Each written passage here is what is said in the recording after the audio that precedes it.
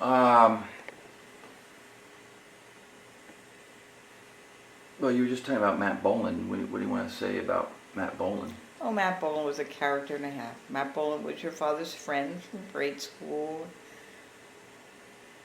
junior high and high school. When I met your father and first started a date, the first dates we went out on, it was Poppy and Matt and I. And then for like 2 weeks it was Poppy, Matt, and I. We had a good time. Matt was 2 years, no, yeah, he was a year younger than Poppy. He was in between John and Pop. And then one night, your father said, "Oh, where are we all going to go tomorrow night?" And I said, "Well, I'd like to go to a movie with just you." So that means you don't want Matt? And I said, "That's right, I don't want Matt. I like Matt, but I don't want Matt." It's okay, I'll tell him. Matt said, "Okay, where are we going tonight?" And Poppy says, "Well, Sally and I are going to the movies." Matt says, "Oh, that means I'm not going to the movies?" He says, "You're not coming to the movie with us." "Oh, okay." So we went to the movies and that was fine. The next day he calls Poppy and he says, "So how was the date?" And "Oh, it's fine." "Okay, that's good because I have a date for tonight so we can all go on the double date." He was still going to be there. So that was that first summer I met Poppy and we all went to that together. And of course Matt ended up graduating in the following year and he went off to college. And we still stayed in touch, but it wasn't on. Through the years we stayed in touch. He was there, but he wasn't there. Then we wouldn't hear from him for maybe a year at a time. Then we went to the road. And it was when we were in Allentown. We'd get a Christmas card every now and again, and he was in.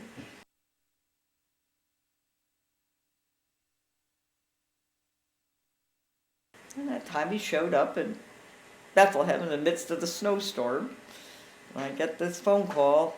"Is this the Frank Swienckowski that used to live in Reading, Pennsylvania?" "Yes." "And is this Matt Boland who used to live there too and disappeared off the face of the earth?" "How'd you know that?" "I know your voice anywhere. Where are you?" "I'm at the airport." "Well, aren't you lucky? Because there's nobody at the airport. There's a blizzard of the century going on." "Well, I'm going to come and see you." I said, "Well, maybe you are, but I'm not coming to get you, so you better find out how you're going to get here." "I'll get there. Just give me the right address." And he showed up. Which airport? ABE? ABE Airport. He came to Bethlehem because they were trying to get the metric system going in the U.S. He got put on some kind of head of the board to sell the metric system to the USA, and that was always our joke. "Boy, you were really outstanding on that job." Something you want on your resume. Yeah. What an outstanding other thing that was. So he came, and I remembered something about, he got there and he said something about having Coke, and you said something about, "We only have one Coke left, and you can't have it because my father will kill us." He said, what was that, kid?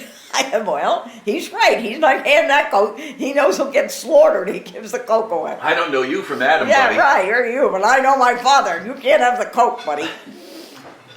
So we renewed our friendship that night, and we said about going back to Reading. He had been back to Reading. He had a falling out with his mother. He hadn't talked to his mother, and we said, "We ought to plan a reunion. We should go back to Reading. We'll all go back. We can stay at Frank's mother's." And "Oh, I don't know. I'm not ready. I'm not ready to go back there."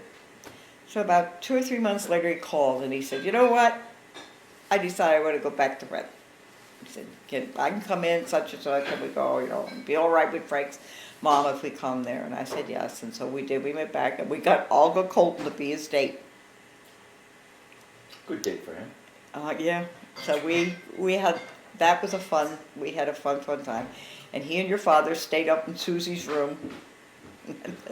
They stayed up all night laughing and giggling and talking and whatnot. I mean, they went down memory lane like I don't know what.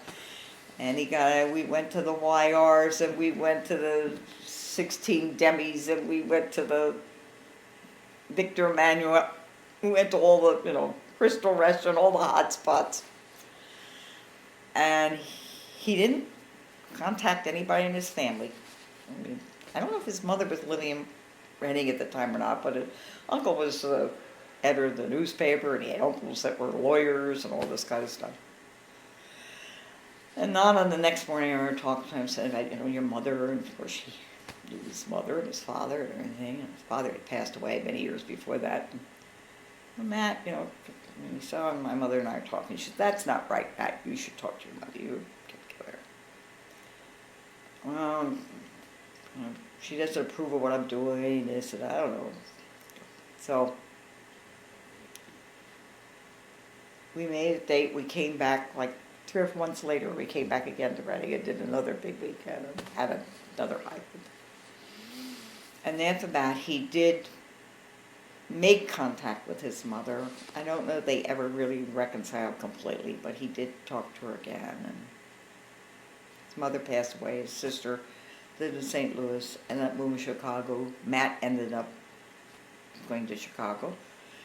By that time, Matt was very entrenched with the Republican Party. He had worked on Nixon's campaign in New York City and helped Nixon carry New York City, and one of the reasons why he got elected.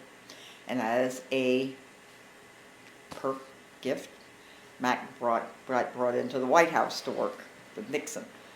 And of course, then the shit hit the fan with Nixon, and Matt said I wasn't going to go off to jail, so Matt got himself out before all the investigations left, and ended up with a job in Chicago with this guy by the name of Kelly, who was the head of Beatrix Corporation, who owned Swift and it was a conglomerate, Butterball turkeys and Fisher nuts and all that kind of good stuff.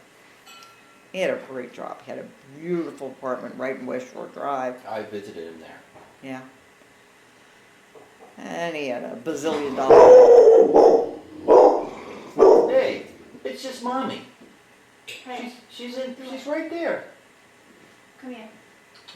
Abby. Come. Let's go upstairs. So he that was a great job for him. And after that, he went back to Washington, worked for Elizabeth Dole. She was head of the Red Cross, was her right-hand man.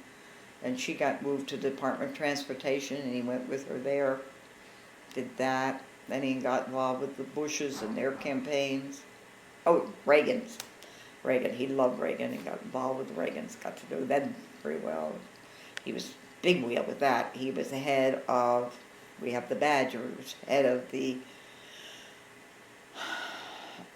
inauguration party and the nomination deal.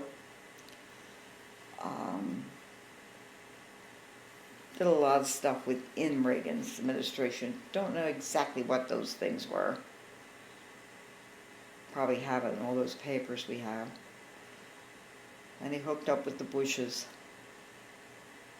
Went in them, ended up with Cheney. He was very well connected. He traveled a lot. He was very modest. He didn't talk about stuff that he did, but he was well connected with that. Through the years, he kept staying in touch with us more and coming back, and would come and stay with us. Or we'd go to Chicago and he'd take us out. Or go to Washington and take us out. And he enjoyed that. Matt loved to go down memory lane. He liked connection. He had lost, and then he lost his mother. His father died when he was only 13. Mother died. He was in a good term to her. His sister he did reconnect with and had a good relationship with her. She had 2 children. He tried to make a connection with them, and they slept him off. It was the dumbest thing they ever should have done, but they did. He had cousins, but he never really trusted the cousins. He had his friends in Chicago, and he had us. Or his friends in Washington, I'd say, and us. We knew about each other, but we never really ever got together and met. But he liked to come to be with us, come for the weekend, go to the Kutztown Fair, go to the Kempville Fair, go ride the roller coaster at Dorney Park. let's watch an old movie on TV. He loved to just come and kick back and let it go and go down memory lane. He was a piece of work. And as I said, when I first met your father, they both had a crush on me. He always said he always had a crush on you. Maybe he did. I always felt I could always, anything was going to happen, I could tap on that. But yet I never told him anything was going on with anything. Whether he knew about it from your father's end, I don't know. He never talked about it, never brought it up. But I always had the feeling. And I knew I didn't have the feeling. I knew I could tap on him. So he was my ace in the hole. He was my security. Neat, funny, very unusual man. Loved family, therefore, because he never had one, so he adopted our family. That's where that came from. He wanted that, never had it. We were the closest he was ever going to get to it. But that was good. Worked out for everyone. Nice guy. When did he die? He died in '09. We were there with him when he died. Held his hand. He went quickly because I remember we visited him in Christmas or New Year's of '09. We went out to dinner at that place near his house. And he was asking me about Dad's health problems. And I had no idea he has health problems at the time. He had suffered them for a while. Of course, cancer was rampant in their family. They were the cancer family. Their family was in a big national study. I have a pile of all the papers. Really? Oh yeah, national cancer, because there are like 10 people within the Boland family and runs through the years and all that kind of stuff. So, and he knew that. I mean, his sister died of cancer, his mother died of cancer, his uncles all died of cancer. His father died of a heart attack. But funny man, one of the most keen sense of humors.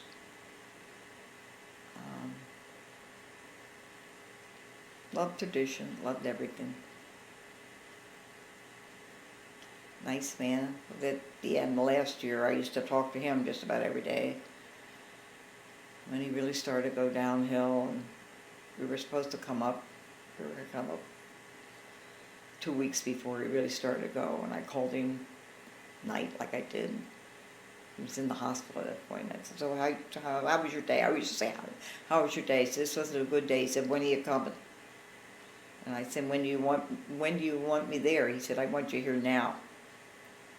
And I said, okay, I can't leave right now, but I will leave tomorrow morning. I said, can you hold on till I get there? And he said, yeah, I'll hold on. I said, okay, that's all I ask of you. And I went to your father and I said, we've got to go. Matt's going and we got to get there. And we threw the stuff in the car and off we went. And by the time we got there,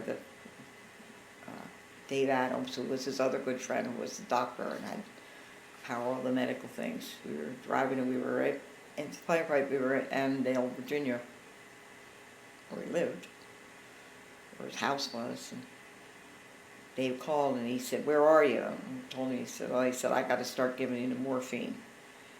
He said, better get here. He said, I don't know how it's going. Where was he hospitalized? In Reading.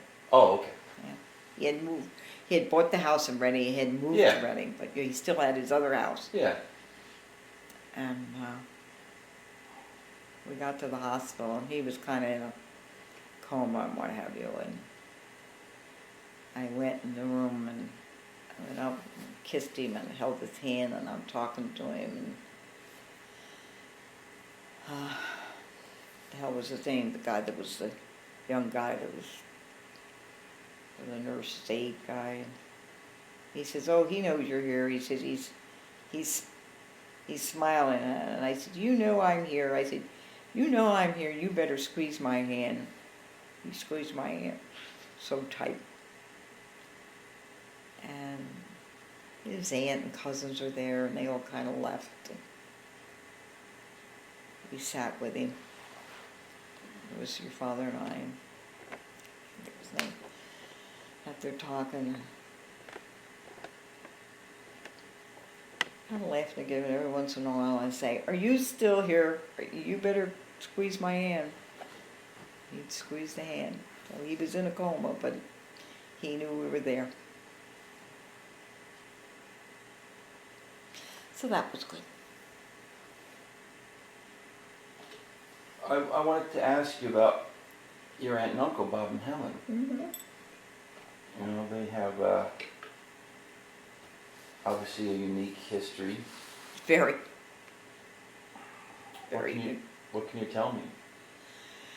Well, Bob was grandfather's youngest brother. He was 7 years behind. He was a very intelligent man. He was natured very much like his mother. My grandmother, Amelia, was quiet. She wasn't an educated man. I don't know if she was really smart, intelligent. Maybe she was, I don't know. That part I don't know. But she was very quiet, very mild-mannered, and Bob was certainly quiet and mild-mannered. Grandfather was natured kind of like his father, like Jake. He was the outgoing one, the bubbly one. Both of them were very smart, intelligent men. Bob was definitely on the sciences. I was the only child that Bob had ever really been around. You know, I was a baby. I'd lived with him during the war. We all lived together, so he was around me. So it was kind of unusual for him. You know. So he related to me more than I ever realized. When I got older, I realized how much he did relate to me, or how much I meant to him. But, you know, I never felt that way at the time. So anyway, the war came along, and he was ready to start college, and he was a smart one, and the government was going around checking out where all the smarty pantses were, and they pulled him into the Manhattan Project, and off he went. Pulled him out of college. He was only in his first year of college. Sorry, Columbia was it, or is that, no, he was at Albright. He was an Albright. Albright. So Helen was a- did he ever finish, get a degree?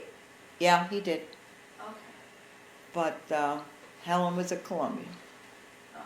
and he met her at the Manhattan, working on the Manhattan Project. And I remember he came home. I didn't get to come home often, but when he came home, he met this girl. Well, he had never really dated anybody, and he dated the Stars Gallman, the funeral home on the table lived next door, who were the big buddies of Nana and Baga. But Doris's mother didn't like him because he was a Catholic. She was Polish, and Bob wasn't. But anyway, came home and talked about this woman he met. And Helen was 7 years older than Bob. Older. And she was Italian. And my grandmother, you know, you were Catholic. I mean, they begrudgingly accept grandmother. And Bob, who was the golden one, came out and bringing this Italian girl home who was Catholic. Well, then Helen hit the scene, and of course Helen was very outspoken, unlike anybody they ever met. And they had been dating maybe about 6 months, and she comes home one weekend and announces she just had an abortion. Well, that went over like a lead balloon. I mean, we're talking, you know, back in the 40s. People didn't talk about abortions and sit around the kitchen table, you know. She's talking like, she's proud of it, man. Well, how was your day? Yes, that's it. I just went and had an abortion. Oh, I thought my grandmother was going to drop her teeth on the table and everything else. There she was, Italian, from New York City. But she was Catholic? She was Catholic, and she had an abortion. Well, she wasn't very Catholic then. Oh, well, she went to this private girls' school. She had a golden medallion when she'd write. Well, yes, they made her What very was that proud. all about? How did she reconcile that? She never Helen always wanted to be different. She was above it all. She thought things through. She didn't follow the crowd. She was way ahead of it. And she was very intelligent. She spoke 3 or 4 languages. And that's how she really got recruited, because they used to have her translate all the other stuff that other different scientific groups were working on. And she did a lot of translation and stuff, where Bob was an apparatus setup man. He was a lab setup guy. That was his specialty. And so they got married during the war. I remember my first train ride, we took the train to New York City, and they got married at the Waldorf Astoria. That was classy. Wow. And it was on a Friday, and they couldn't get fish. It was during the war, and they couldn't get. They were getting married on a Friday, and I think we got special dispensation from the Pope or something. I don't know. We had Eat meat? guinea hen or something. Oh. I don't know. Anyway, we. You like that? The Pope looked the Yeah. other way. that. Some Italian girl was getting married. She got guinea hen. So they got married, and then after the war, they went to live in Oak Ridge, Tennessee. I mean, that was like going to Mars. I mean, there was nothing there. I mean, they built this town just for this research thing. And my grandmother, Aunt Elizabeth, who you vaguely remember, Aunt Elizabeth had her husband worked for the railroad, so she had a lifetime pass. So they took a trip to Oak Ridge, and now here's two who have never been out of Reading, Pennsylvania in their life, hopping on a train, going to Oak Ridge, Tennessee, no air conditioning, no nothing, down to see Bob and Helen, who are progressive as who knows what. I would have loved to have been a mouse on that trip. Anyway, they did that. They lived there. Then after the war... Yeah, but wait a second. Right. That really conjures up a whole image that I had totally, I don't know, glossed over. Right. There they are, the urbanites living in Oak Ridge, Tennessee. Uh-huh. Do you remember her talking about that? Oh, they hated it. Oh, They absolutely hated it. And I mean, there was no drinking. They had to go like 50 miles to be able to go buy any booze. No one have a drink. So when they went, they used How far do you have to drive to get an abortion? Well, I don't know. She had that in New York City. She didn't have that in Tennessee. Okay. No. No, it must have been. How many years were they there? Oh, probably at least 3 or 4. Okay. Because, they went there like, Then they the war worked on was the over. hydrogen bomb. And they were there. Then when things kind of died down, then that's when they went to work for air reduction. And that's how they got up to New Jersey. In Basking Ridge. Air products. No, they didn't work, they was were called air air reduction. Oh. And air reduction had all they were really the front for the government for all kinds of research and stuff with the Air Force and gases and all that kind of stuff. And they worked for them for 20-some years, almost 30 years, till they retired. They never worked for anybody else. And they had all kinds of clearances and what have you, and did a lot of secret stuff. And they used to work as a husband and wife team, but then a lot of times they would send him off, and he'd go off for a week or 2 at a time and couldn't tell her where he was going. And she would go, and This is after the war. this is after the war, but they were living up in New Jersey and whatever. Then they bought that house, which was a little salt box thing, and they added on to that, and put that gorgeous kitchen in, and all those beautiful sliding doors. I mean, they had but they did most of that themselves. I mean, but they enjoyed doing that. They liked to do that. And of course, grandmother couldn't stand Helen because Helen could do everything. Grandmother's favorite line was, she can make an atom bomb, she can lay bricks, she can tune a car, but she can't have a baby. Can't you just see grandmother saying it? But she didn't want to have a baby. No, That's- she didn't want to have the baby. And then one time she made the comment, she said, well, thank God I had you, or otherwise she never would have had anybody to rely on. Exactly. And, my grandmother was very jealous, always was jealous of Helen, always fell on top of Helen. And I could understand when they got together, and she admitted it, when it would be grandfather and Bob and Helen and my mother.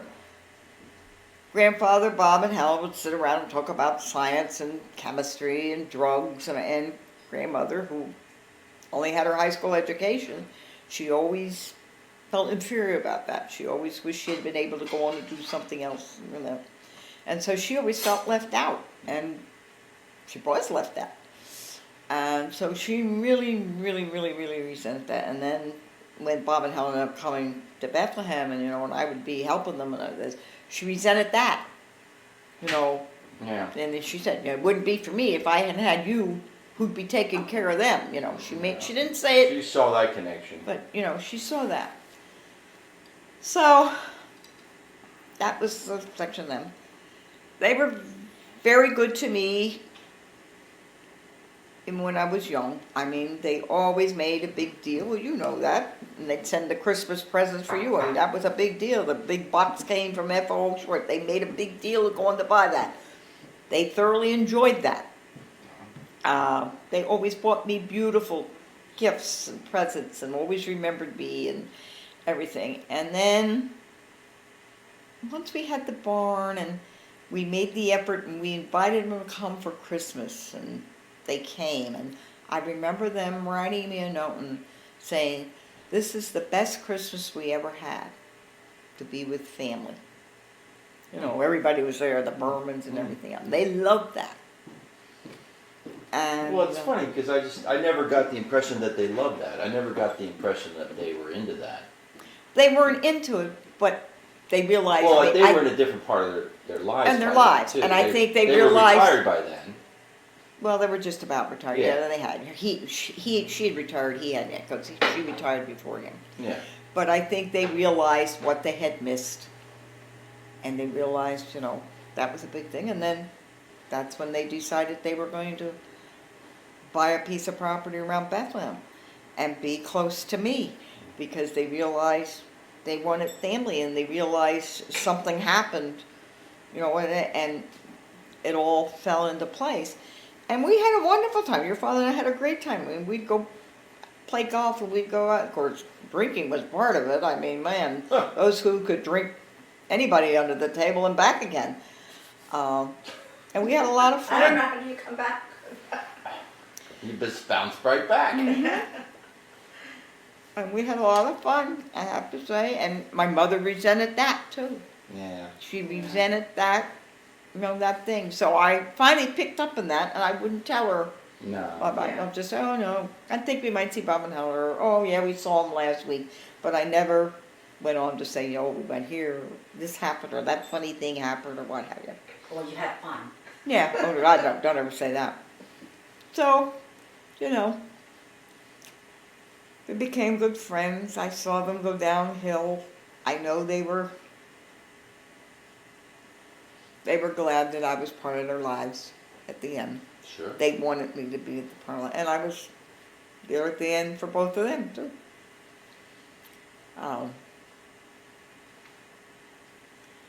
Helen was a piece of work. She was an absolute piece of work.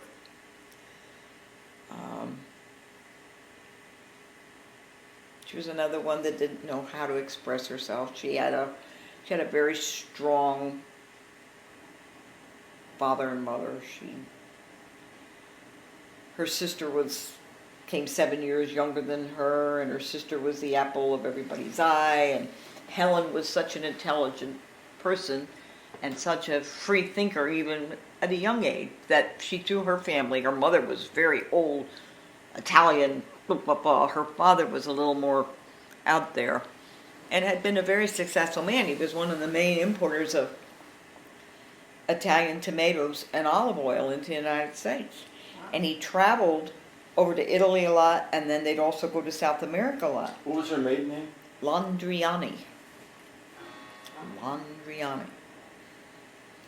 And when he would travel, he would come back, and he always brought a piece of jewelry for Tony, who was her sister, Antoinette, Helen's mother, and for Helen. So they all died before her. So when Helen died, he often would bring almost the same thing for each one. So there were 3 gold bracelets exactly like, 3 rings exactly like, 3, those type of things. Which all ended up in a bowling ball bag and a cardboard box in the basement. When it was time to clean their house out, that's where it all sat. Which was another house I cleaned out. Cleaned out a lot of houses. There's a new career for you. No, I don't want that career, honey. Have, Well, you've seen a lot of people at the end of their lives. Have you? Does that give you an idea of what you want the end of your life to be like? everybody has an idea what they want their life to be like, end of their life. to Well, be. ideally. Oh, ideally, it'd be like you could put your head back on the pillow and go to sleep and not cause any distress for those who love you, and that they're not concerned about you're in pain or you're uncomfortable or whatever. That would be the ideal thing. Go to the end, go to bed, go to sleep, and yes, it's a shock for everyone, but that would be the ideal thing. We don't get to see. As I said, and I've said to you, and I've said to others, I love the villages. I'm there, and as long as I'm physically able to go around and mentally have it together, I hope I can stay there, and as long as I can take care of myself. But when I get to the point, and you notice that I'm not being able to do that, I may bitch, gripe, and complain, and maybe even scream, but don't hesitate to move me. Get me out of there. Get me closer to family, because it's not fair for family to have to travel, have to be concerned. You know what it was like, and you didn't even really have to travel a lot. But you had to go, you felt you had to go, you wanted to go, to keep an eye on your mother. Well, yeah, I mean, first place she went, it was half an hour. Actually, it's not half an hour, it's probably about 20 minutes. But it feels like, so, just a round trip driving Sure. is close to an hour, and you stay there and visit, and you got to take care of it, you got to run Time. errands, and you in a half day, you Right. can't. So we were really, when that facility decided to keep everybody out, to renovate, they just basically gave you 1 month to do Right. it. Right. And we had looked into this place here close to us where she ended up before she went to the place in Darley Road, but they didn't have space for her, so when I went back and interviewed, they had a space for her, so we were able to move, and it's 5 minutes.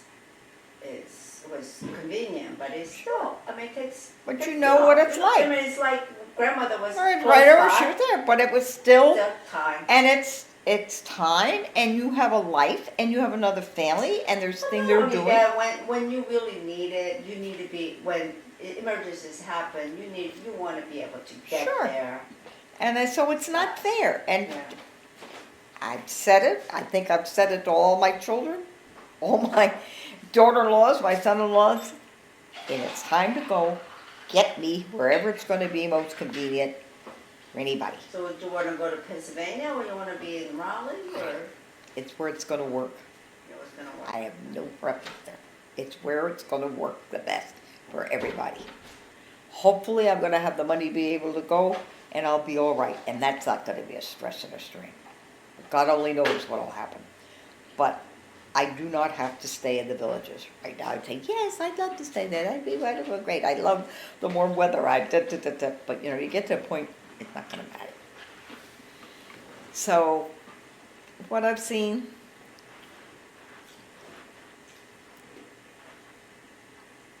not easy dying. That's the thing. I remember with grandmother and with Matt, and I remember saying to your father, what is so hard about dying? Why can't you just go? Your father was probably the luckiest person I ever know out of all the people I at the end. He picked it, he did it his way, he went peacefully. He took that mask off, put his head back, closed his eyes, held Margaret's hand, and away he went. He was one lucky son of a gun. When did you grieve for him?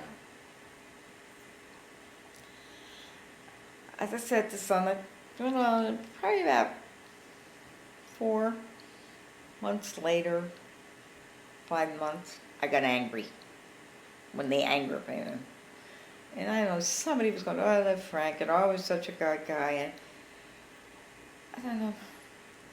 And one night it was Alex and Dee, and Sue and Tim. We'd all been over at the house, we had pizza, and when Sue and Tim left, and Alex and Dee and I were sitting out in the patio, and we were having another drink, and oh, yeah, he was such a and oh, he's such a great guy, and this, that, da, da, da, da, da. And I said, yeah, but. And I saw this strange look on Dee's face, and Alex looked at me, and I said, there's something I have to tell you. And so I went on and told the story. Well, I thought they were gonna fall for What it. did you tell him? About Millie and about Lynn. Yeah. And they just about went through the floor. I mean, they just... And I said, I'm not telling this to try to be nasty or mean, but I feel it's something I need to share, and I've got to get it off my chest. And I said, there are very few, if any people. The people who knew about it were Pam Lowell, she was dead, Judy Clemmer, was up in Harrisburg, and Elaine. They were really the three people that really knew about it. So I told them. About a week or so later, I told Sue. Tim, to this day, I know. Sue is like Elaine Herzog. You tell Sue something, no one's ever going to hear. God himself could come down and say, Sue, you got to talk, and Sue's not going to do it. And I don't care if she did it. I told them all that. I said, I don't care if you talk about it. It's over, it's done, it's part of my life, it's gone. This is it. And then I told Charlie and Joanne. I told Dick Herzog.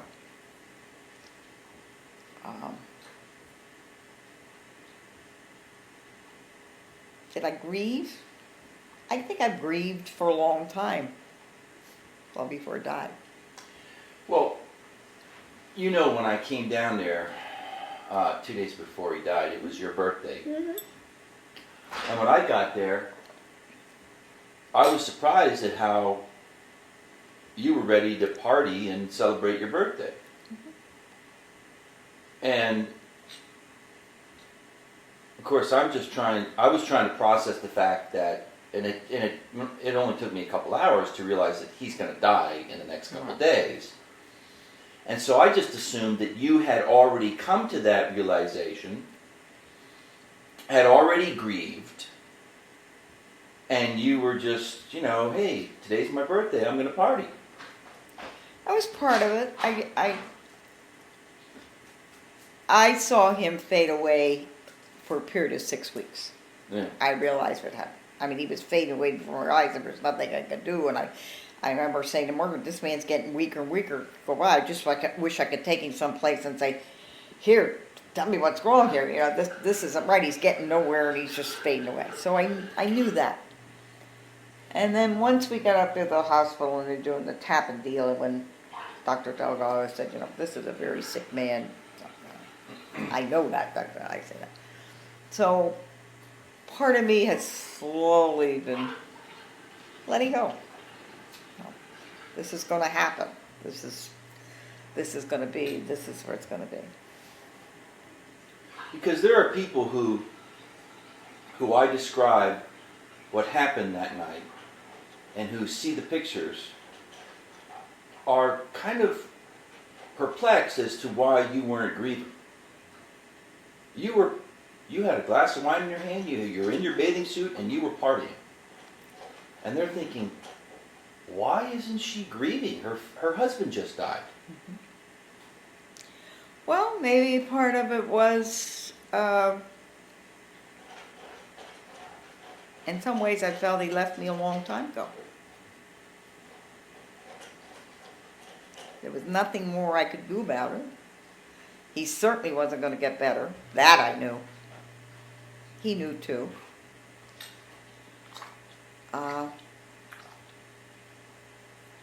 It was time to let go.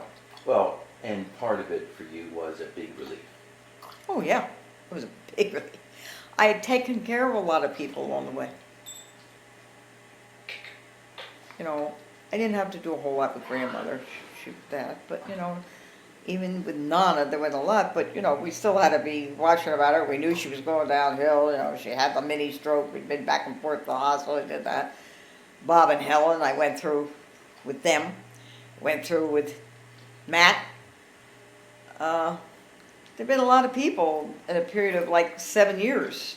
A lot of people that weren't getting better, and they just went downhill, and it was okay. Now we got to pick up. We got to clean up this next deal. We got to move on to the next thing. And you did not want to be a nursemaid.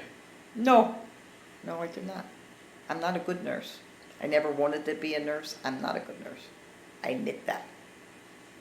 And your father, like when Dr. Doug said, "Oh, we'll what about hospice?" And remember, you're not gonna renege on me now. You're not gonna.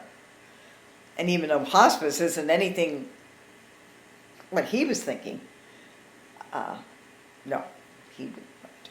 I couldn't have done that, and he didn't want that. It was a big relief. It was.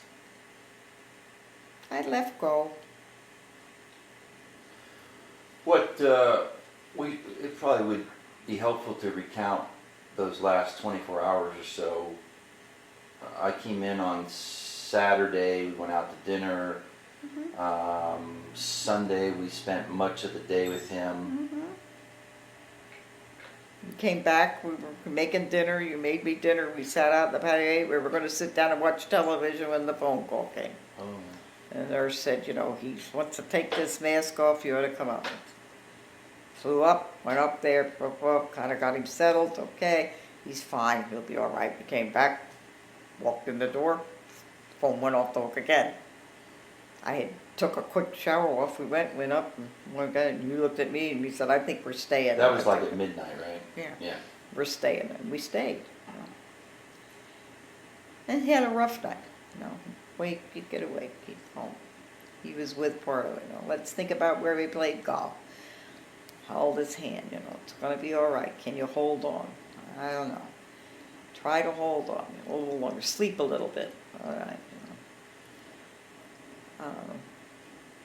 He fought. He fought at the end. He did fight to hang on. Only because we told him that people were coming in to visit. That's what I'm saying. Yeah. He agreed to try to do that when we said, I said, this is the best gift you can give your children if you can hang on to that. But if you can't, okay, we'll be here with you. We'll hold your hand. Can you do it? He said, I'll try. Once or twice, he said, I don't think I can do this. Try a little longer. Come on. And he did. He held on. And then it was like in the morning when Doug Otto came in and he finally realized he didn't want to hang on. And I think he pumped him up with some steroids and a couple other things and changed the oxygen mask. And he was pretty good there that morning. And he really was. He was really calm and relaxed. They had him pumped up with enough stuff. They had him relaxed at the end. And he was a lucky man. He got to do it his way. But I was ready to let go. Probably in lots of ways, I don't know. Didn't say I didn't love him anymore.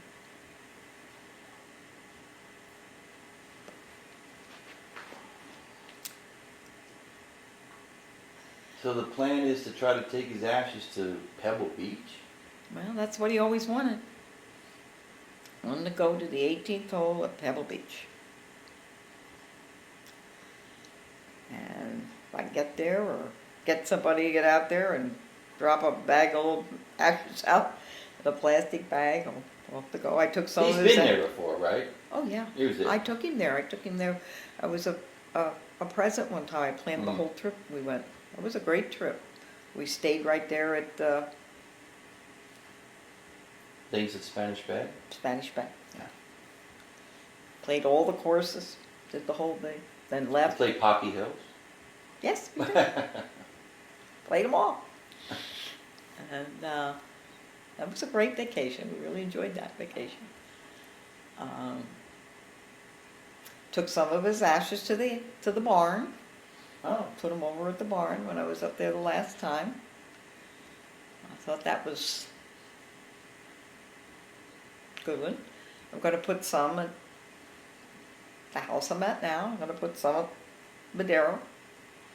And we'll have some to go. He had a lot of ashes. Heavy box. Big guy. A lot of ashes. So we get to do that, we'll do that.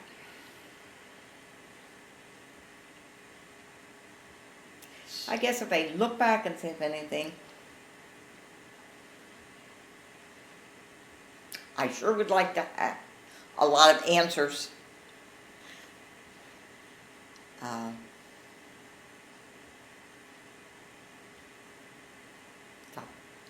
I ever have those. But, I mean, you had an opportunity, I don't know why you didn't ask him. You didn't You wanna never got know? answers. It was Yeah. just, he'd just sit there and like, look at me. You do beat you on the head? Answer me, no. Oh, you're just imagining. It means nothing. What do you mean it means nothing? You do these things and it mean nothing. It means something to you, apparently. But in many ways, I feel like I've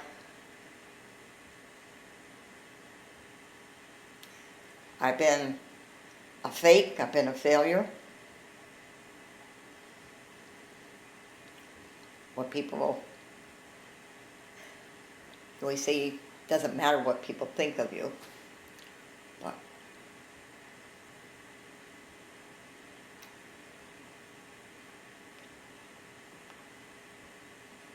I had a happy marriage in many ways, compared to some people. But in some ways, you could say, well, it was a sham. It wasn't a sham on my part as far as my love for this man or my devotion to this man. But his side was, Well, But did you feel you got love back? I mean, you loved him, but he loved me in his way, but maybe I guess I could say he didn't love me the way I wanted him to love me. Is saying you want somebody to be true to you and devoted to you is the wrong thing to expect. That was really all I was asking. So, I think that's my biggest regret. People say, well, there's no anchor tied to your ass. You could pick up and walk away. And I could have. I loved him too much. I vowed I'd stay with him. At the beginning when it all happened, I had 4 children that I basically had to take care of. Yes, Steve had just started to college, but still, there's responsibility there. I had $1.60 in my pocket the day I found out about Millie Stiers. I hadn't worked, other than worked for rearing, doing part-time stuff, but I hadn't really had a job in a long time. I was too proud to go ask my parents. I wasn't going to go do that. Just so happened the barn fell into place less than a year after that. We got involved in that, so I put my whole heart and soul and everything I had into it. And decided this was going to be where I was going to make it or break it if I was going to have any security. So that was another reason why, if you're not happy, I'm sorry. But I put myself here, and this is mine, and I'm holding on to it, and I'm going to hold on to it again, and I'm going to make this work, and it's going to take care of me and my family. And I did that. That was one of the reasons why I dug in and hung on and did all of it. Plus, I enjoyed it. I won't deny that. I enjoyed my job. so why do you feel like you're a failure? I feel some ways I'm a sham.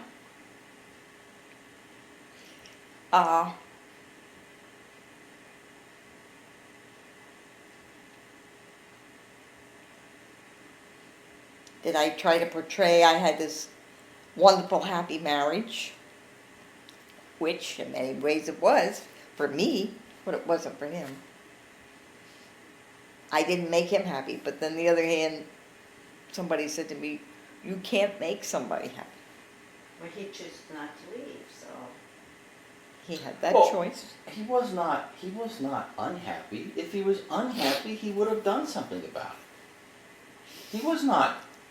I mean, But then why fool around with somebody else all the time? because he needed more.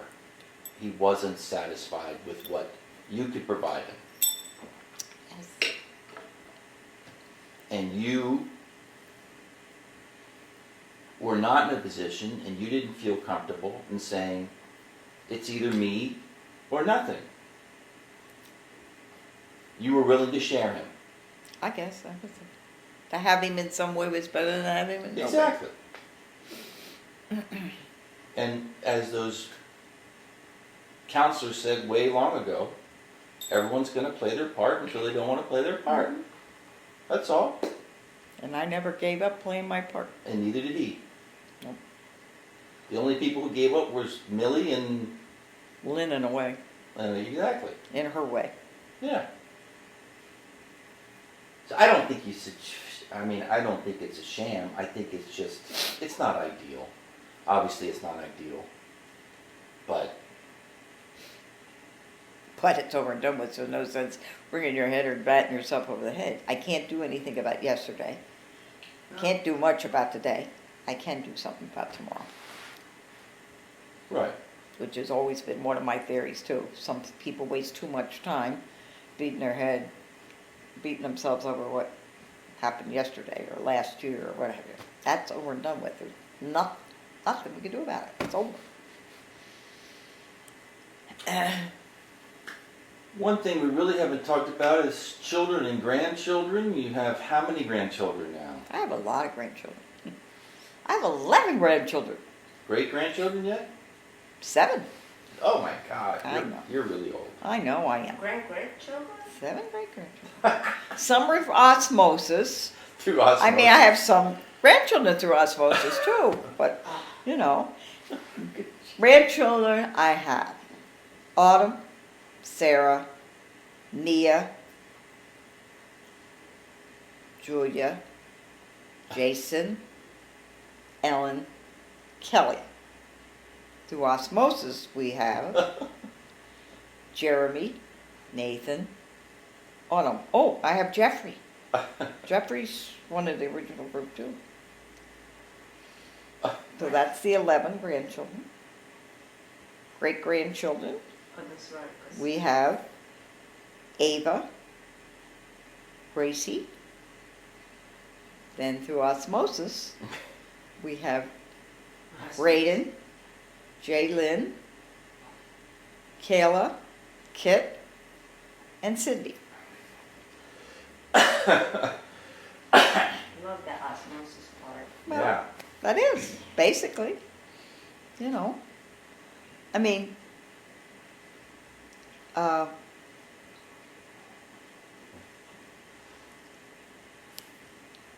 Nathan and Jeremy, they came to us when we were like 3 and 5. Sweet, neat, nice kids. I remember when we were going to Disney that time, and Poppy came to me and he said, what do you say we invite, Mark had really started a date, Denise. We invite them along. I said, I'd love to have them. They're great kids. So let them know. Amber's been in our family from the time she was 2.5 years old. I took Amber to see movies and bought her first dresses to go to grade school and went to her grade school class plays. And so, they've all been a part of the deal. I regret the fact in some ways because I worked a lot. I didn't have time to be the grandmother of the year with everybody. Part of it, also distance was a part. They didn't all live around me like some grandmothers have. Or some grandmothers will hop on a plane and travel halfway across the country and what have you, but they don't have other things that they're doing here. I'm the grandmother that says, okay, let's all go someplace and let's go to the beach for a week and have a hoo-ha-ha-ha time. I'm not the grandmother that's having you come to spend every other night with me and snuggle in my bed. That's just not me. It's like Nana was one who would cook a meal for 5,000 people and everybody there. Grandmother never cooked a meal. Yet she'd take you off to Kmart and let you spend 5 hours picking out a gift that you wanted to buy, whatever. Everybody has their own way of playing the role.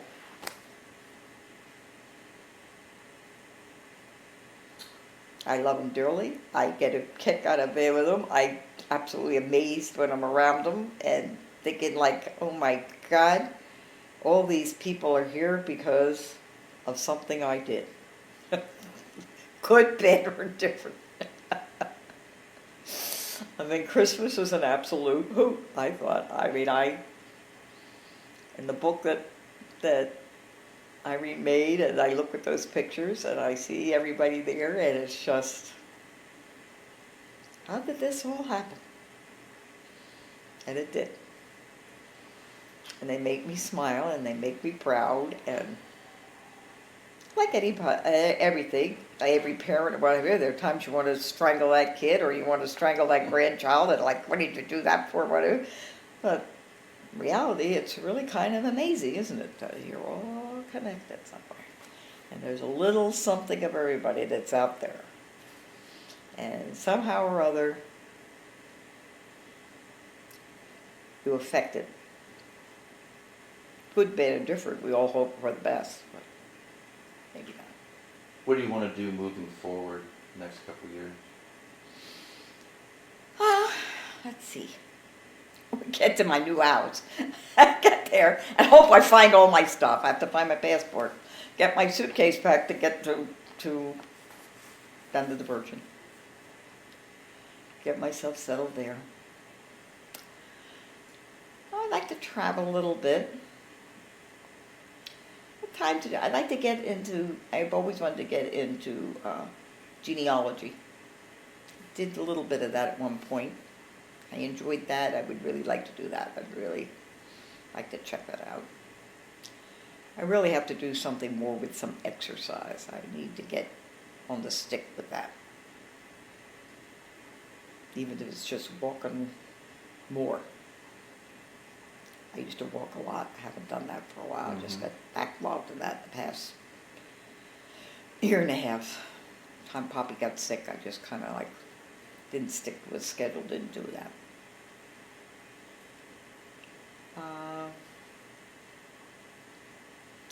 I'd like to take the time to go to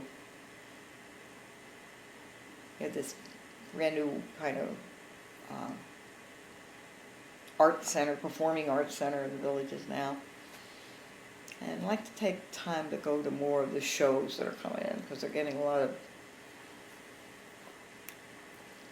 big names, good act. And I always like doing that, and I'm going to be close to it. I could drive my golf cart to go to this stuff. Which should probably be a better deal to drive your golf cart, because parking a car is going to be a problem, because they took up a lot of space to build this thing, and parking lots. So I could even walk there. Halfway decent time. I'd like to do that. I would like to be able to spend more time with children and grandchildren, but I realize people are busy with their lives, and well, figuring that all out is a little harder. Sometimes it's fun to have everybody together, and that's great because you create a lot of good memories. But sometimes it's best 2, 4 people, 6 at the most. Then you get more quality time. But at this stage of the game, I can be grateful to get what I can get. But I would like to be able to do that. Because that's where the memories are going to be. And hopefully they're good ones for the people that are left behind. But I can honestly say,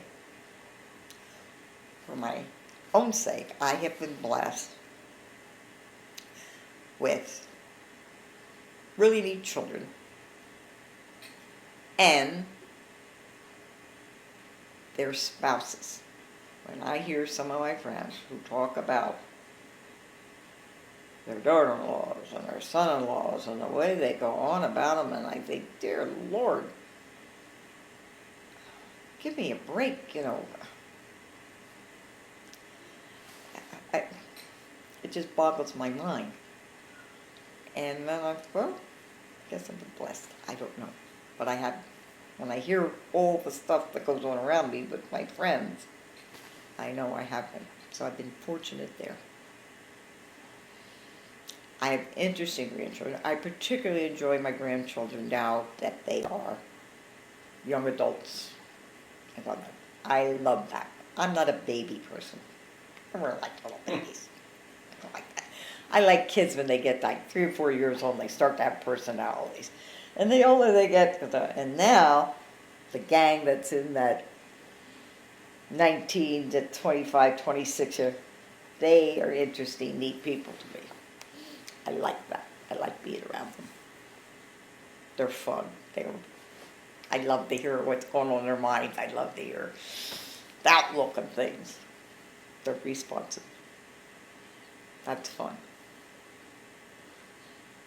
So I hope I'm lucky enough to have more of that.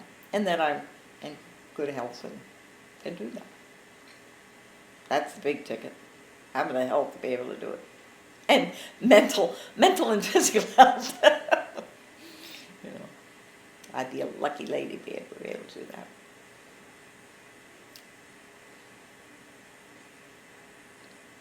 So it's been a trip. I've enjoyed it. A good family. I have great friends. As I